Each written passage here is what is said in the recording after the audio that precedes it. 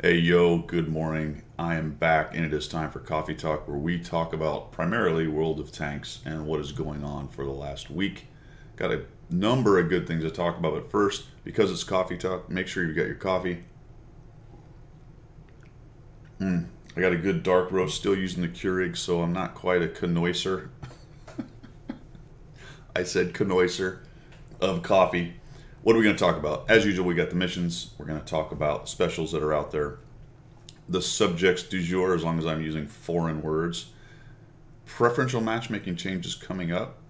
A bit of a reverse on what they're going to do with pref tanks. You probably all know about that, but let's talk about that just a little bit when we get to it. Ranked Battles is back, and then we have a WOT question and answer, which was hosted by the Reddit folks, and there's some answers from the NA, World of Tanks NA folks. We're out in the hinterlands here for World of Tanks, so they don't have a lot of control over what happens back at headquarters and the heart of the game. But they do have control over how they run the World of Tanks NA office and the specials they give to some extent and the things that they do, like having tournaments. So we'll see where all that is going. Hopefully there's some good answers in there, and we will take a look at that. So let's get started. Grab your coffee, whether it's Monday for you or Tuesday or whenever you watch this. Make sure you send it to your family so they all watch it too. It's very interesting. And off we go. All right, let's start with the missions that we have going on. You'll notice that I've got the Gross Tractor out here. This is a fantastic tank. Everyone run out and get it. Maybe not. It's on sale. We'll talk about that in a minute. First things first, though, remember to go to the store. I said this last week. Go to the calendar. There's an event right now where you can accept missions every day. This appears to be daily from what I can tell, and it'll be a button right here. I'll actually have a reset here in a minute while I'm even talking, more than likely, about 45 minutes or so. And then you can click that, and I'll show you that on the missions side where it shows the tracking. But the only way to actually activate that mission is to go into this calendar and click accepted. So remember to do that each day. It's been 15, 30,000, something like that, silver each day. And it is in conjunction with this summer sale that they're doing in the hot offers, which we'll talk about in a minute. Jumping back over to the mission and Battle of Kursk. This is yesterday's. It will also reset here pretty soon.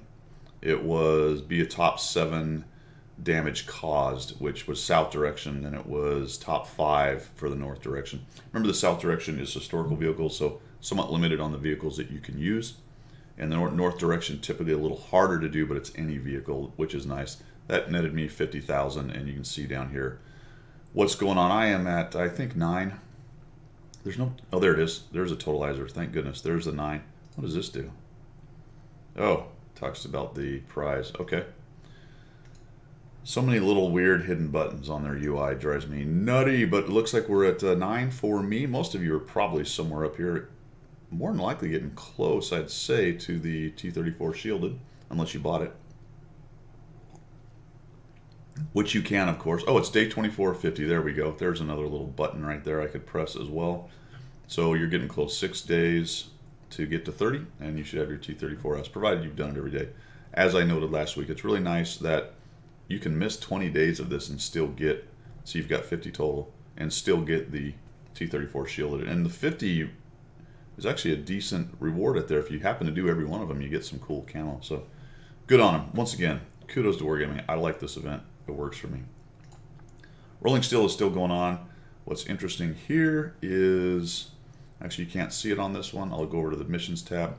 You can see that less than 30 minutes left. This football stuff is probably going to go away, which makes me wonder if I am going to get a patch while I'm doing this.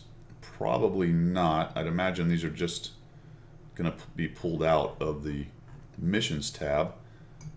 Huh. Well, let's see what happens. This will be interesting. It'll happen sometime while I'm putting this video together, so I'll get back with you. Not sure. This went to the 29th, this being the soccer football event that they had, which had up till today, you could still buy the cards to complete your collection. I didn't get into that very much, but there was a big card collection thing with prizes that you could get. You can still purchase your cards. So while the World Cup's been over for weeks now, Wargaming allowed you to still spend money up to the 29th.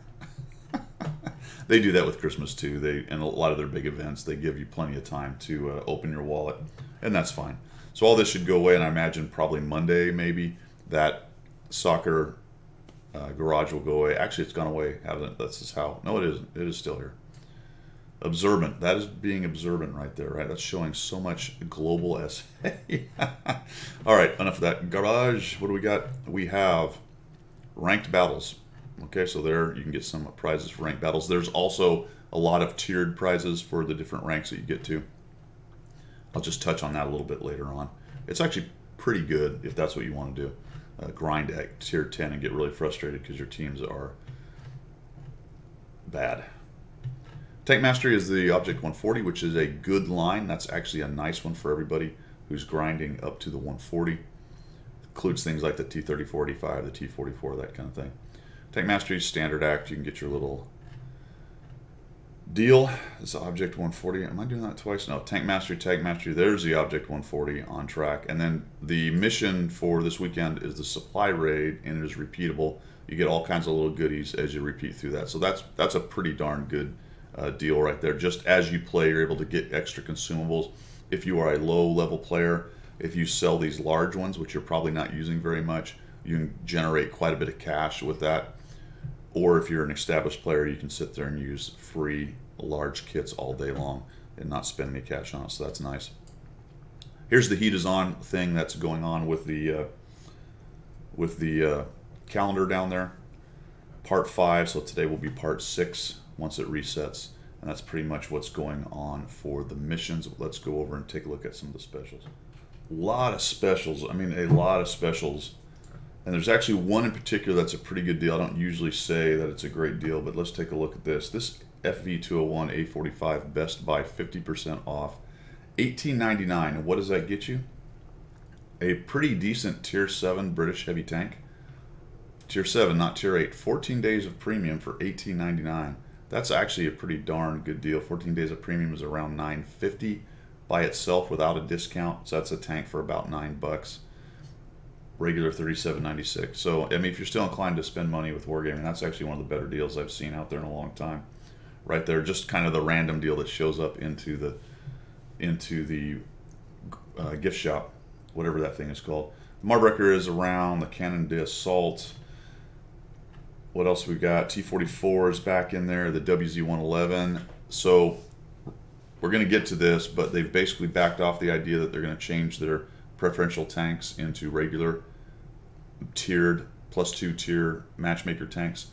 So now it's not a big bummer that they're selling the WZ-111 with potentially taking away your preferential. As of right now, that's not going to happen, so feel free. Also, those tanks are about to get a buff in the next 6 months, I would say. They're going to do it slowly. I think the KV-5 is first. Again, this is a subject for later on, but just if you look at that and go, oh man, I'm not doing that because preferentials are going away. That's not happening as of right now. Gross Tractor, that's why I had it up in my garage. This is a fantastic beast of a tank now. It's like every low tier tank. It's kind of meh. So not overpowered and probably on the low side of good, but it's not terrible. Played it a couple times, it's not bad. Gold specials, nothing really to report in there. It's all the standard stuff. I would stay away from buying silver. You can earn that in the game. But if you got the money and you need the silver and you want to easily get some tank you want, then go crazy. As if you you have my permission to spend your money, okay? Nothing big here as far as premium accounts. Vehicles is much the same. Again, these tabs are weird. Featured specials, vehicles, a lot of the same stuff in there. Nothing else really to add potentially here. They are selling the T-45, which was a free tank about 2 years ago for an anniversary gift. However, it comes with some other stuff. I don't know. I don't even know if I've played the tank even once. T-34 Shielded is still available if you don't want to try to earn it through the events.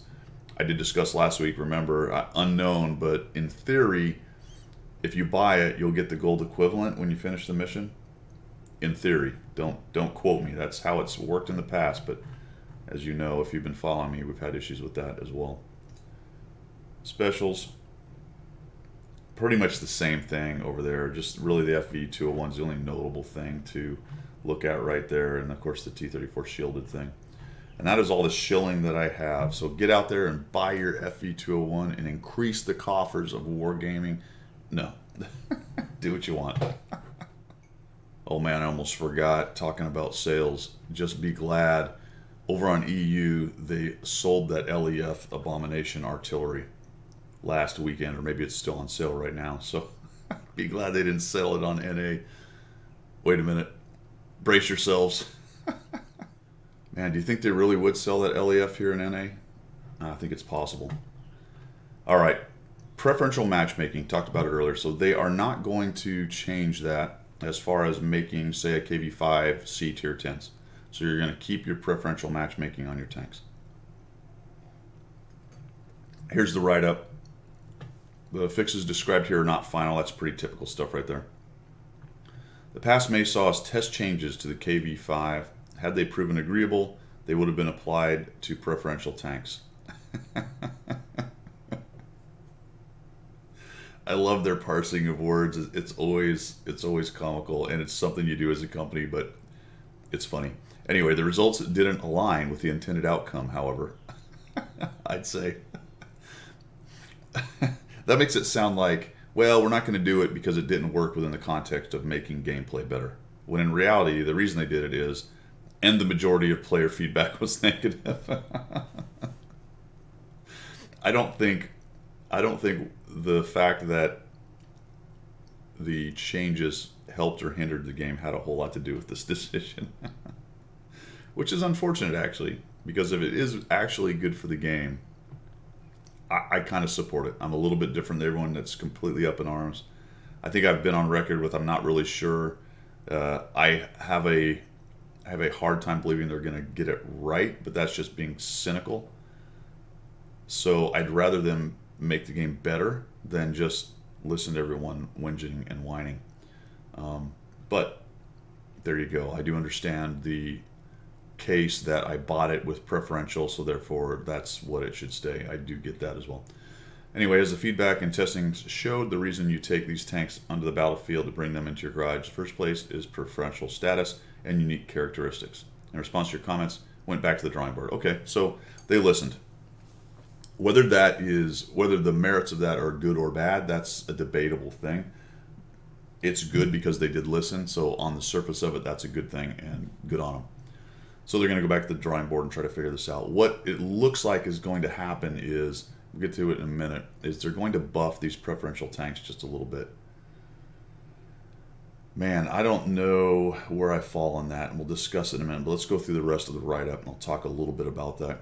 The problem with tanks' preferential status, they're likely to get matched in 2- and 1-tier battles and not the 3-tier top tier. So why people bought preferential matchmaking tanks in the first place is to shelter them from being 2 tiers down. And when they got top tier, they were actually very good, competitive and very good. And when they got middle tier, bottom tier if it's a 2-tier battle, it kind of depended on what tier 9 showed up. Power creep has sent a lot of these guys to the rear end of these scales. Excuse me. Which says, okay, we need to buff these things. But this is a never-ending cycle, because if I buff the preferential matchmaking tanks, then they move up the scale and something has to start filling in the bottom of the scale and just becomes a continual power creep thing. There's not a really good answer to that other than things like global worldwide buffs or debuffs of things, and that can become very controversial in a game like this. So they're really working as hard as they can, I think. That has nothing to do with whether they get it right or not, all right? So, but I think they are trying to make an honest effort to figure some of this stuff out. Goal: improved experience for preferential tanks while keeping the preferential matchmaking parameter and their unique characteristics intact. For example, the KB5. I had a video recently on this. When it is top tier in a 357, it's an absolute beast, provided it doesn't face a couple of the tier 8s that give it a bunch of trouble, because it can absolutely just swat away most tier 6s and the vast majority of tier 7s. It's a really fun tank to play in that case. Do you always want to play the game like that where you go steamrolling? No. But one of the reasons we play World of Tanks with the matchmaker system like this, I believe anyway, in my opinion, is that on occasion you have a game where you feel like you're the great big monster tank, that you feel like you're a tank, and all the other smaller armored vehicles you're just smashing away as you go through. You don't always want that. Some people might, to be honest, but I don't necessarily always want it to be that like that. I'd like to have a challenge or be even at times as well. But what's cool is because of the matchmaking system, ideally anyway, it should put you in all those kinds of different situations, but not concentrate on one or the other. For example, the tier 8 stuff where I always feel like I'm bottom tier and getting stomped on, as an example for that. So keeping that in mind, let's move on. Solution: all-around vehicle rebalances on a tank-by-tank basis combined with matchmaker rule revision. The latter is aimed at reducing instances of getting matched at the same position, top, middle, bottom, on that list for several battles in a row. There's a number here they threw out we'll get to in just a minute. At first when I read that I said, wait a minute, are they just doing this for preferential? But there's a note here that says, I think what they're working on is an entire workup for the tier 8 matchmaking problem, to some extent the tier 6 matchmaking problem, where you spend a lot of time at the bottom tier. I believe there's a number coming out. Yeah, it is down on the bottom there, because it's an interesting number. So the vehicle rebalance are going to start working on this thing. KV5 is the first one to have any numbers on. You can read this, but it amounts to a slight armor buff and a bit of a pen buff, as well as an aiming buff for the KV5 from 2.9 down to 2.3, and a pen buff from 167 to 182. Remember, this is probably, not probably, I think it is the lowest pen for a tier 8 heavy tank. At 167, it's pretty anemic. And it's going to get a little buff, which it doesn't show in here, in its gold round, I believe, as well. That is what it generally is going to be done to the rest of the tanks. I'm not going to go through it, but I've seen numbers on, I think, the WZ-111, the Type 59, the JT-88. It's all slight pen buffs and some other minor adjustments in aiming and some things like that. I think the most interesting thing about the Type 59 is it looks like it's getting a mobility buff, an aiming buff, and a pen buff. That'll be very interesting for the Type 59, because remember, it was a holy terror back in the day. I don't think it's going to be, because there's plenty of other tanks around that can take it on. It's not going to be turned into a holy terror again, but I think it's going to be a lot better. So let's get into just a minute what I was talking about earlier, about preferential matchmaking and what it does. I have always contended that the preferential matchmaking is a huge, huge advantage for good players. Now, anything that gives an advantage is a big advantage for good players, because they're going to leverage it better. That just goes without saying. But I think that in the case of the preferential matchmaking tanks, it's a huge boon for good players, because what it does is it shelters you from ever seeing +2. Now, in the past, when there wasn't as much power creep and the preferential tanks were better in relation to the rest of the tanks around it, it was even a better boon. It was even better for the good players. And you would typically see somebody like me, a blue, running anywhere from 4 to 8% higher win rates in their pref tanks, because they never had to worry about 2 down. And with enough number 2, you were as competitive, if not a little more competitive, than a lot of the tier 8s, because the armor on things like the IS-6 back in the day was fantastic. If you look at my preferential matchmaking tanks, yes, they're worse tier 8 tanks, but the win rates on them are all across the board about 3 to 5% more than my regular tier 8 tanks. And that is purely because of preferential matchmaking, and not because it's a great tank, better than other tier 8 tanks. So I think that's something to keep in mind with this. I mention that because when you start to buff them, we may run back into that situation. I would say that lately, my percentages in them aren't quite as good, and they've been normalizing, coming down a little bit. I still play my preferential matchmaking tanks a lot. They make money. I like that I don't see the +2, even though I struggle at times to deal with some of the better tier 8s and tier 9s. At least it's not a tier 10 that I'm facing. So we'll see what happens. I would caution wargaming, because listen to me, wargaming. And I think they know this, but I'd be careful about how much you buff these things. I don't personally think they need buffs, to be quite honest. But if they do it very smally, as a current person in office might say, a smally buff. All right, let's not get political. I don't want to do that. Matchmaker improvements. All right. So last but not least, current state matchmaker fails to ensure proper rotation among the top, middle, bottom of the list. That's an interesting statement. What is the proper rotation exactly? I mean, if you've got 3, 5, 7, you can break those into percentages.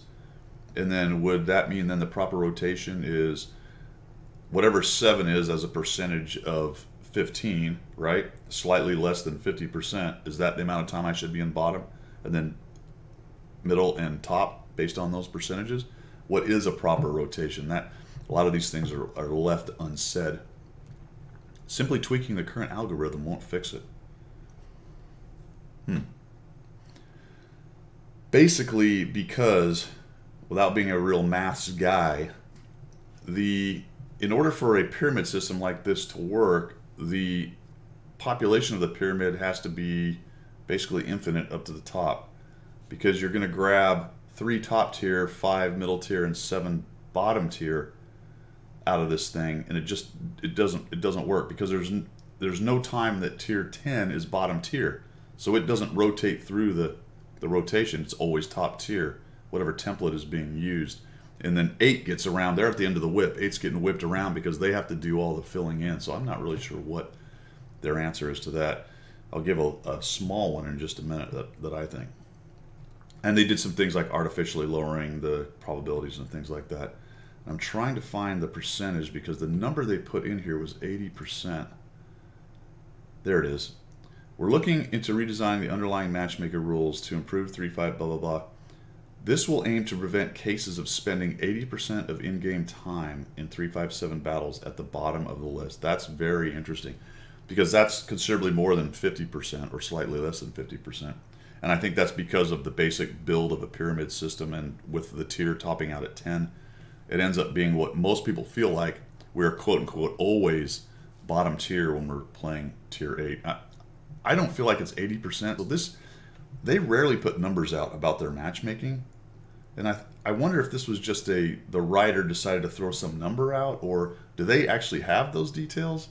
Are we collectively spending 80% of our time bottom tier?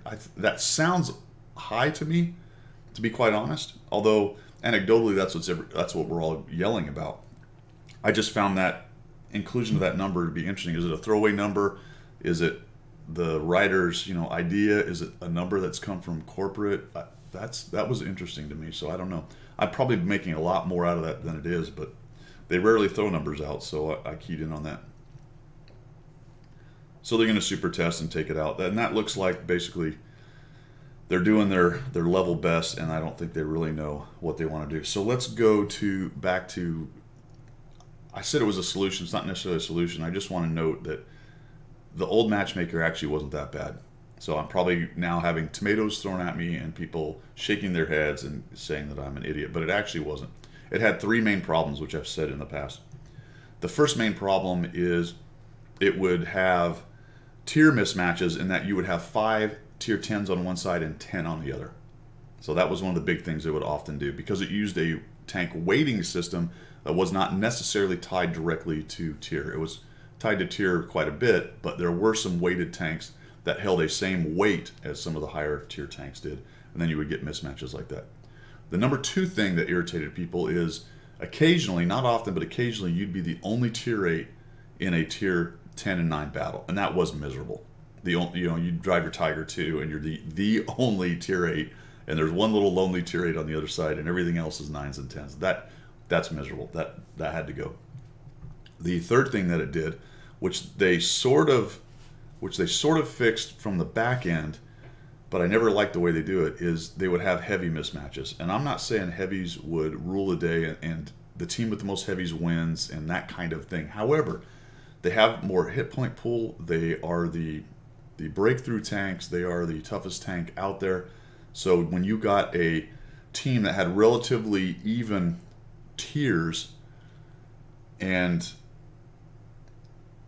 tiers of numbers and a mix of tiers, I guess is what I'm saying. But you had one team that had 5 heavy tanks. That was my hand. 5 heavy tanks on one side on a city map at the top tier and the other one had 2 or 1, that was a problem too. So those were really the only 3 problems that the old matchmaker had. Now, I don't know, obviously, how to build a matchmaker, so maybe fixing those was not possible, so they had to hard code the template thing. I don't know. I feel like when I looked at some of the matchups back in the day, 2 years ago and more, I feel like as I looked at the matchup, a lot of times I could go, well, if you just took these 2 heavy tanks and swapped them for these 2 mediums and evened out the heavy medium list at the top, this would be about as fair a battle as you could get. And this doesn't even get into skill-based matchmaking, which I'm completely against. But yeah, there I went. I said it. I went there. Anyway, that's enough about matchmaking. Let's move on. All right, guys. Ranked Battles is back. Just real quickly, you can see that it goes from 23 July to 13 August. So we're already in at, 3 weeks or so of this. And I just wanted to note that I'm not going to go over how you go up and down, but it's the old chevron gain and lose thing. You can actually gain a chevron in a loss or have a push, don't lose or gain one if you're in the top 5. If you're number 1, you still get a chevron. If you're in the top 5, you don't lose one. So that's fairly liberal, I guess. But here's the prizes. There's all kinds of prizes there for you guys. So if that's your thing, you want to grind at tier 10, you can get lots of goodies, even getting down to garage slots and days of premium and all kinds of silver and consumables. So I think it's quite a lucrative thing there if you want to play tier 10 and stress about whether your chevrons are coming or going. There's the end game thing, and probably the biggest thing, the reason you would play this is to get the bonds so that you can buy the enhanced equipment if that's your thing. And all the time I played, you can see it up above me there, 3,677 bonds. I just don't play a lot of tier 10.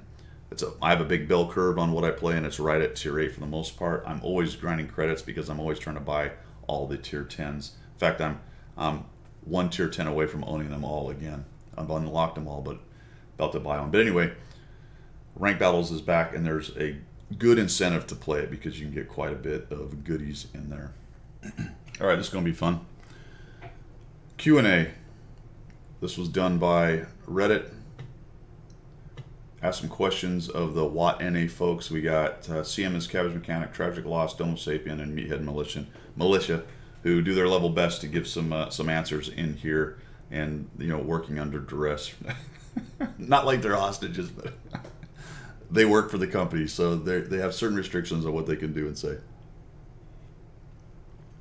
which is probably a good thing.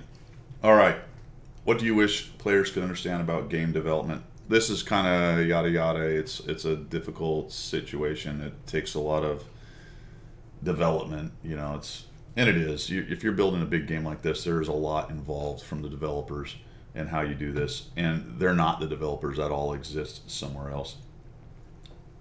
So I think what they're basically saying is, hey, look, it is a complicated process, and you've got to understand that. But what I found interesting down here, Tragic Loss, for any consistent update game that has played PUBG, Overwatch, WoW, and Hearthstone, the game evolves constantly. Game developers never swaths of changes in terms of adjustments to playable characteristics. Nothing is definitive in how it will affect the overall gameplay, whether negative or positive. That was interesting to me because one thing about this, while it has changed, this game has changed quite a bit.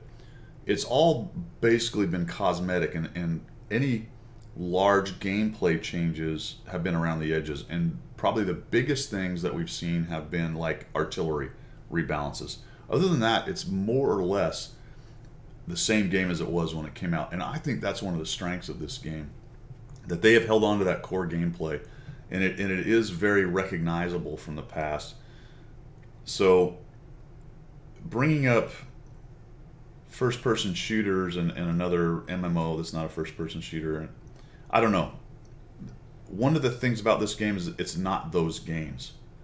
I guess you could say that about each one of those games being not the other game, but this one truly is unique from those. So that concerns me a little bit. I mean, it's not a sky is falling thing, but I don't know, that attitude about it is a little bit strange. And maybe I'm completely out to lunch, but that's just the way I see it in regards to this game.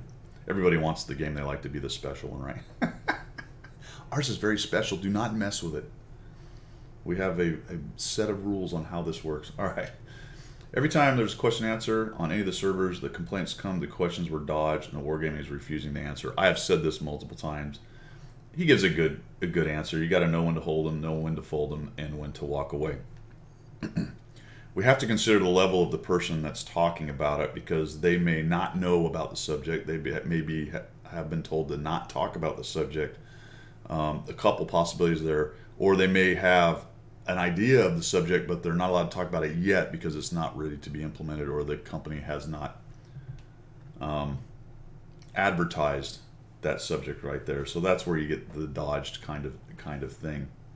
But my complaint with that has always been the inarticulate and inartful way that it has been dodged in the past, because what we have typically got, and I haven't really seen that in this one, but especially from back in Minsk, what we typically have got is kind of a no respect answer, a kind of scoffing of it. So that's interesting.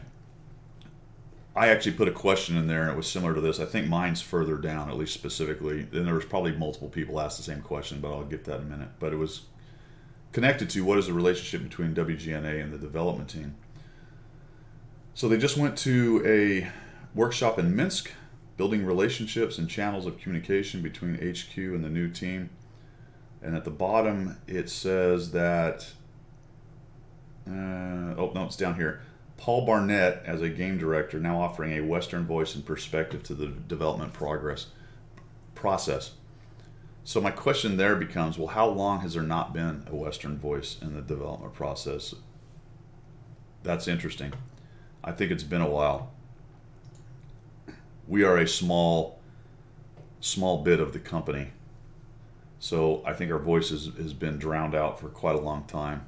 Does that mean we need to have the strongest voice? Probably not, because they're servicing so many Russians and Eastern Europeans that they don't have to worry too much about what's going on here. But if they're interested in trying to grow it, or at least sustain it, I don't know if you grow an 8-year-old game. Maybe you do. But at least sustain it. Then that's probably a good idea, getting a Western voice in there. Because I think a lot of their problems with their customer service and their interaction with customers is that they are not using Western kind of ideas. Not to say that Western ideas are the best in the world, but I think they would definitely at least smooth the edges in dealing with us here on NA. Personal wish for tanks, the M60. There's a lot of people that get very passionate about what tanks are in the game. I don't particularly care too much. Just give me more tanks. I don't care. Are you truly happy with the game as it is now? Yeah. I try to view complacency as mortal enemy. Large proponent of evolving with games. And that was tragic from earlier. Remember that? Yeah. So I am not really a proponent of evolving this game too much. Because if you evolve it too much, for example, if we start talking about hit point recoup, magical healing spots, I think my game just updated. Magical healing spots, respawns is the word I'm looking for. That kind of stuff, I am not for that. That's why I don't really like the frontline mode. This game for me is a one-off, small, 15-minute max battle where early mistakes matter. That's why it's so popular with a very large segment of your customer base. Just exactly because it is so difficult. And a lot of it is about positioning and repositioning and knowing what to do when. And there's no real saves if you screw it up. That's my opinion. That's why I like it. There's probably a lot of people who would rather have respawns, raging around, shooting everything in sight, no RNG, you hit where you aim, all that kind of thing. But not me. Favorite Toy Story movie? I don't really care. Sorry guys, I don't. Whatever, those are fun questions if you want to have fun questions, but I don't care. I already wasted more time than I meant to on that. How well do you enjoy the Foch B compared to the other tier 10s? I don't, that's a weird question, but it's a piece of crap. Some of us think the parent company Wargaming does not care about the game or player base. This should be interesting. Let's see. I understand many of the common frustrations with the game and shared some of them as a player. This is Cabbage. But I believe the product team truly cares about the game. Okay, fair enough. By the way, Cabbage is actually pretty straight up individual on the forum, so good on him. Gives good, honest answers, and a lot of times when he doesn't have an answer, he tells you, "Sorry, I don't know that." Ratbat. Who the hell's a Ratbat? Was he in there? This is this must be the guy who's doing it. Okay. No, Ratbat is somebody else. So someone else has jumped in. Ratbat. First off, we are Wargaming. I don't like to create distinctions between regional and HQ, because what ultimately unites all of us are the games, are the games we work on. That's actually a good point. Not necessarily that, but remember they have a lot of games. Wargaming's running it. They got this new Total War thing, and they're doing World of Warplanes and World of Warships, and then they've got all the console crap. So really, we're a small market, one piece of the company. While World of Tanks is the largest piece of that company, we're still kind of off here in the hinterlands. This is probably what most of us are interested in here. Are they working anything to renew the NA servers? Specifically right now on the community end, getting the return of tournaments, so good deal. Revitalizing community contributor plan and trying to create spaces for people to learn and discuss about the complexities of the game. So come to my channel, I'll tell you how to play the game. Ratbat. That name is kind of funny actually, Ratbat. Aren't they just rats anyway? I mean, you just change the B to an R and it is a rat. So Ratbat, that's pretty frightening. A rat that is actually a bat. This is pretty much the core mission of the team. So that sounds like, I'm not going to go through all this stuff, but it sounds like that now that they've done their move, this is the thing that they're looking to do. Because really, we don't have a whole lot of anything going on around here at this point. If you want to work for them from Austin, then go to that thing there. This was my question right here, and I'm going to give them a solid dodge. All right, 5 stars on a solid dodge, fellas. Do you lock horns with the main office regarding their public relations skills? In this area, I would say that we as a global company are working to improve our process communally and are taking the appropriate steps to do so. Good job, Cabbage. Now, I expected nothing less than that. That's actually a pretty good corporate answer right there. So I think the answer to that is, I'm going to say the answer is yes. Not in that they, rise up and tell them that they're doing things wrong and they're going to, the NA office is taken over and blah, blah, blah. But I think secretly a lot of them have to be shaking their heads on occasion as to what exactly those guys are doing. And that goes back to that Western perspective that the company doesn't really seem to have. And I don't say Western perspective as in I believe the whole company should change to that. Because frankly, some of the stuff that you have in this game is because of the Eastern European perspective. It started as a hardcore freaking tank game. And you could be running a tier 1 against the top tiers. And they didn't care. If you got stomped, you got stomped. It was just tanks and let's grind and blast people. And at the core of it, that's why the game is good. So let's not, don't mistake what I'm saying. I'm not saying it needs to go to purely a Western perspective, but it would be nice if we had a little bit more of a voice or a thought process over there. So again, they could smooth the edges when it comes to the game. What's been the most rewarding part of your new position? Yeah, Cabbage, saying everyone, yeah, okay, that's fine. A question about Meathead's beard. Some hair cutting. Premium round shot. This has been a question quite a bit, and they have thrown some bizarre numbers out, which everyone has immediately poo-pooed because it was obvious BS.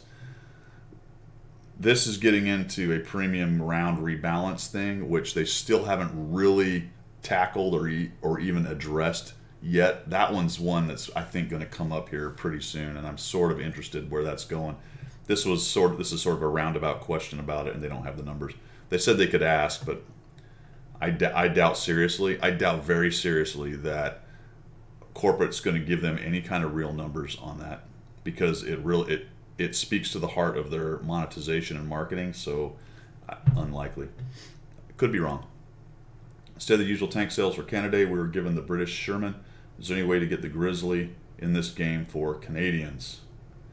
Firefly, I think we have a standing. Yeah. But not everyone is as excited about more Sherman variants as the NA server. That's true. You get regional stuff. And, a lot of people go crazy about Russian bias, but that's their big market. How many Russian tanks do we need? Well, I mean, how many Russians are playing? I mean, that's what Wargaming's saying. Heck, I don't know. How many Russians are going to buy them? There we go. Let's do it. The ISU 130, people ask about how to get that. That's actually interesting. They've given that out to a couple people along the way. It's sort of some kind of gift for a long service, I guess, if you read through that. So that was interesting. Frontline is a permanent game mode. I know a lot of people are interested in that. The exact future of Frontline is not determined. Ooh. But I can say with confidence that the development team fully appreciates how well received the mode was, especially on NA. Well, that's interesting. Was it not well received other places? And that it will return with better optimization. That was a problem. People were having issues with the optimization. I didn't, because my machine is so awesome, and you're all peons. That's right. I had very few skips or problems with it when I played it. Once soccer mode came out, there's a problem with the sheriff accounts. I don't know. Whoever has them is unable to use them. And apparently they're going to fix it. Wargaming League. Nope, not going to see it. But they are doing some Clan v Clan stuff. Their esports effort probably cost them a lot of money for not a lot of return. So I think they bailed out of that thing. Any plans by WGNA to help reinvigorate the Clan scene? Man, that has been a perennial question. And the answer is always yes. And the result is always no. I don't know. That's a whole subject. That could be a whole coffee talk subject, because every one of those things, just there's always some way to rig it, and players, I guess it's just people in general, if they can find some kind of benefit to rigging something or working around the rules, they'll do it. And when I say working around the rules, you know what? If it's not specifically against the rules, then how is it wrong? You know what I mean? Sometimes it's just pure cheating, and it's clearly against rules that are written. But a lot of times it's just figuring out the best way to do it, and it may end up looking cheesy. For example, making a bunch of deals amongst the large clans to hold certain spots on the map and not really fighting each other, and just raking in gold, which is something that happened in the past. That's one example. It wasn't necessarily against the rules. They'd figured out a way to make it work for them, and they did. So that's kind of hard. For me, I think if you make it shorter lengths of things, and the prizes are good but not so awesome that people feel like they want to rig the crap out of it, that's probably the answer. That way you get the competition, you have something that's interesting to fight for, excuse me, but it's not interesting enough like a T22 to completely destroy and rig the game to get there. Mid-tier content for smaller clans, yes, they're going to do that. I thought that was actually good. One thing they ran into is they got the bigger clans kind of moving down in tiers and dominating that too. So I'm not really sure I get around to all of that. But having something for smaller clans to work on, and that's fun, more casual clans, then I think that's only good, because that just brings people in the game and want to play. Preferential matchmaking we talked about. The rebalance we talked about. Matchmaking, yes. Hey, ping spamming. Yeah, ping spamming. Map ping spamming. They're going to do some sanction for this. I better watch out, because occasionally I rage on the map. Sidebar. There's no other venue for letting people know they're idiots. I should not do it. It's true. I should not do it. Black Friday, yes, there'll be something for Black Friday. Future rehold. Oh, wait a minute. TankRewards.com. We've run into more technical hurdles than we initially thought we would, but we are still actively working to bring Tank Rewards back. What? You know what that sounds like? That sounds like they had a single point failure person at the last office who knew how to run that and do that, or the people that they had contracted to do it aren't doing it, or something. So they're trying to figure out how to bring that back. Will there be return to scavenger hunt contests? Cool idea if we find the right opportunity. That's pretty much, we're going to get another marathon, or at least they say yes, we're going to have more marathons. And then there's a big discussion about why the Rudy dog doesn't bark, and whether or not it actually ever did bark, or if it was just a mod. I have no idea, nor do I care too much. All right, that is that. Okay, folks, it was a pretty momentous week. We had quite a bit of stuff going on there between the Q&A and the things that are for sale, the missions, and everything that's happening there. As far as my channel goes, I actually had a pretty good week. I gained quite a few subscribers this last week. Somebody posted, a friend of mine posted a blurb on Reddit, and I gained quite a few people through that. So welcome aboard to all of you, and I will say what I've said to everybody. If you have a replay you want me to look at, you can do it one of two ways as far as what you want me to do. I can do a video on it, or I can just do a verbal feedback if that's what you're looking at. If you just have a funny video, you just want me to say, hey Guido, check this out, here's a funny diving death, or watch this sequence, it's pretty awesome, or whatever, and it's just informational for me, just make sure you let me know that you don't really want a video of it, because I will, if it's interesting enough, just kind of automatically make a video out of it. I am getting a lot more than I have been getting in the past, and that's a good thing. Keep them coming. Don't be upset if I don't use your thing. I try to answer everybody who sends me something, minus a couple of you who send me quite a bit. Sometimes I won't answer every single thing you send me, but I will let you know that, hey, I'm still watching what's going on. And I do appreciate it, so keep it up. So we got that. There's also, if you have, if it's a great game, if it's an especially miserable game, we can use it for Miserable Monday. If it's a game that you think illustrates a point that I make or that you have, hey, check this battle out. I did this here because I thought this and it worked out. Let me know that in the text, and I'll take a look at it, and if it can reinforce what we're doing. Because ultimately what I'm trying to do here is help new players and intermediate players, and even some of you good players out there who might be watching, to reinforce some of those ideas, or for the newer players to start to build the ideas on how exactly you play this game. Because the only way you're going to get better is if you want to. If you're going to believe that the game is against you and matchmaking RNG is against you, then this is probably not your channel. I don't know, maybe you watch just because I'm proving what you think. I don't know. But we are here to get better and not worry too much about that stuff. That is it for Coffee Talk. I'm down to the bottom. Yep, at the dregs. Oh, because I put my hazelnut stuff in there, it's always concentrated at the bottom, so that was a lot of hazelnut creamer and not a whole lot of coffee. That is all I got. We will see you. Take it easy.